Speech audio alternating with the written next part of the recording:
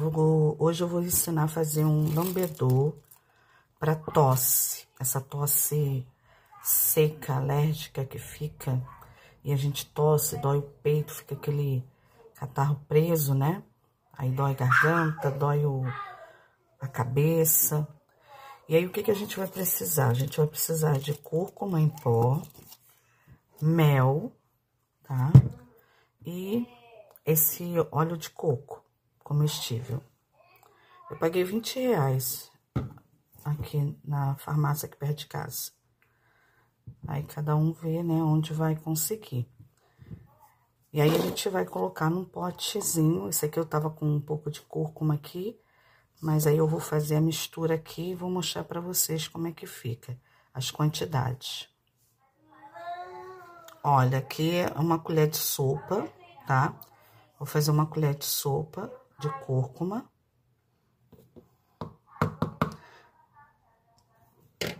Ó, a mesma medida de mel.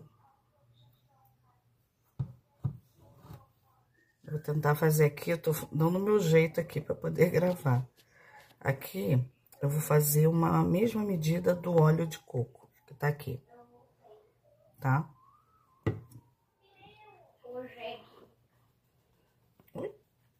Olha.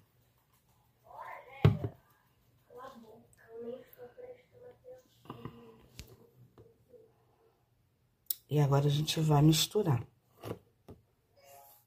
Veja, vai ficar assim, ó. Fica até cheiroso, ó.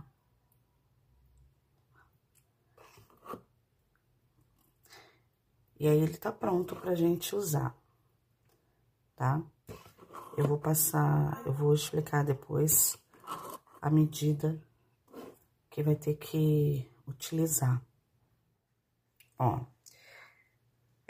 a gente vai tomar uma colher assim, tá vendo? De sopa, de 2 em 2 horas,